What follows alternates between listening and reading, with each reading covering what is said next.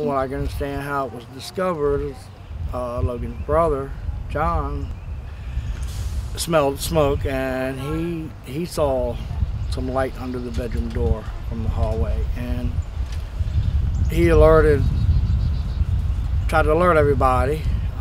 Sally woke up and smelled the smoke, and that alerted me when she yelled at the fire in the house. When I got up, ran out of the room, I saw some people outside the front door, so I came to see if everybody got out. My daughter was yelling, my baby, Logan's in there.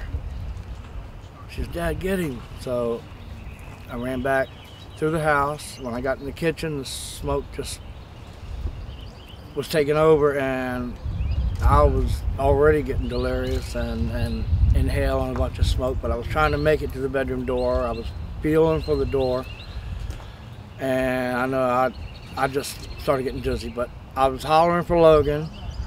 I didn't hear any response, couldn't hear him. I couldn't find my way to the door. I kept looking. I ran back out to see if anybody might have gotten him out of the back, from the back door, and he still wasn't out here. And everybody just felt helpless. It was just devastating. Now I understand there was an electrical fan that had been on. It was hot that night. Was that in your room, or was that in the room that Logan was in? That was in the room Logan was in. My daughter had, apparently, I didn't know she had used it, but it was a fan I've had for a couple of years, a window fan with the double blade side by side. And she had that in the window, and she said it was, extremely hot in there that evening. And tell me, for people who don't know you and don't know your family, tell them what kind of child Logan was.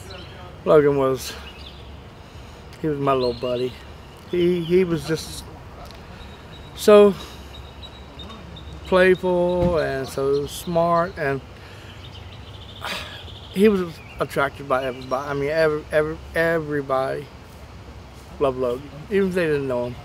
And he was so sweet. He'd go up to just about anybody.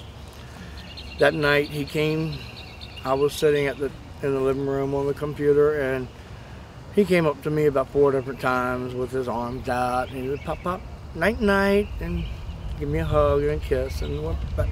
A couple minutes later, come running back through the living room, same thing. Night, night.